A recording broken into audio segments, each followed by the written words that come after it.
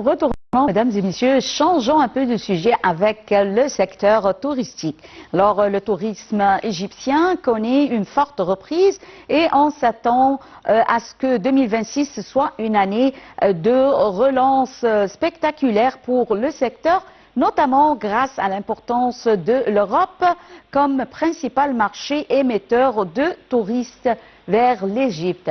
Pour savoir plus de détails sur ce sujet, j'ai le plaisir d'avoir avec moi en ligne Madame Hanan Izzat, experte en tourisme, qui va nous jeter la lumière, on peut dire, sur ce boom touristique. Bonjour Madame Hanan Izzat, bienvenue. Allô, bonjour Madame, bonjour, comment allez-vous? Ça va bien, grâce à Dieu. Merci. Alors, Madame Hanan Izzat, d'après votre expérience, on peut dire notamment en France, comment les touristes européens perçoivent-ils l'Égypte comme destination touristique et plutôt aujourd'hui? Alors, il y a eu toujours de bonnes connexions entre l'Égypte et la France. Bon, des relations, vous savez, culturelles, politiques même. Et les touristes, voilà, français, ils ont beaucoup d'attachement avec l'Égypte, avec l'égyptomanie. Ils aiment beaucoup les temples, les sites, les hiéroglyphes. Donc, même en France, ici, vous savez, des événements, des conférences, des expositions sur l'Égypte. L'Égypte est une très bonne destination pour les Français parce qu'il y a à peu près 4h30 de vol, c'est pas très loin comme dans d'autres pays où il faut faire voilà, des vols de 12, 13, 14 heures. Donc il y a aussi la proximité, il y a aussi, disons, la culture, elle n'est pas très loin de la culture française. Donc les hôtels, il y a des hôtels de haute gamme. Il y a aussi maintenant, vous savez, avec toutes les nouvelles formules, les Airbnb, voilà, les motels, les petits hôtels, il y a tout. Hein. Donc les Français, quand ils voyagent, ils aiment beaucoup les destinations qui ne sont pas très loin et où ils peuvent se trouver à l'aise. Voilà. Alors, on a vu comment le ministre du Tourisme et également le ministre de l'Aviation, les deux ont déclaré qu'il y a eu un boom touristique lors de l'année 2025. Et alors, quels sont les facteurs qui ont, ou plutôt les facteurs grâce auxquels on a pu arriver à ce niveau remarquable on peut dire, de la promotion du secteur touristique? En fait, il fait très froid en France cet hiver. On est sous la neige, hein. Donc le climat, surtout en Égypte, il fait beau. Au mois de décembre, vous avez le soleil, hein.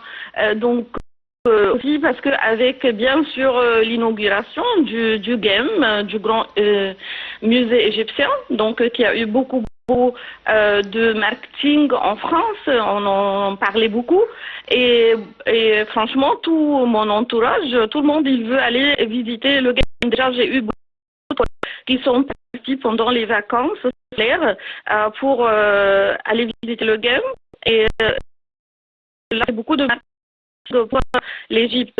Donc en plus il y a aussi, vous savez, beaucoup d'événements égyptiennes qui ont eu lieu à Paris et dans d'autres villes, ce qui a donné beaucoup d'intention à l'Égypte et l'Égypte a été toujours favorite pour les touristes français de toute façon.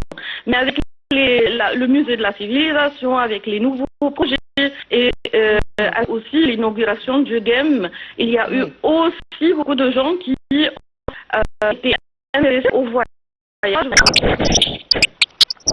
Donc, vous voyez que le grand musée égyptien, l'inauguration du grand musée égyptien, et permettez-moi, Madame Hanan Izzat, on a vu également, on peut dire, une amélioration, la restauration de plusieurs autres musées.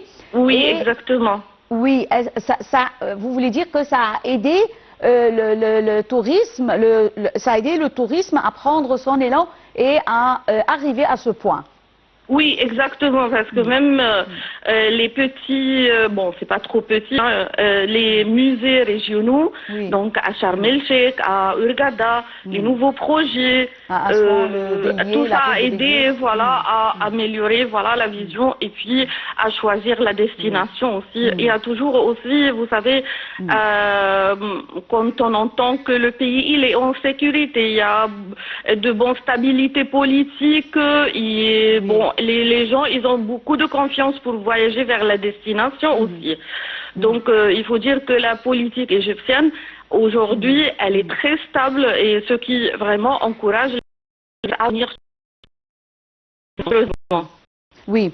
Madame Hanan Aizat, alors, on peut dire, comment voyez-vous le rôle joué par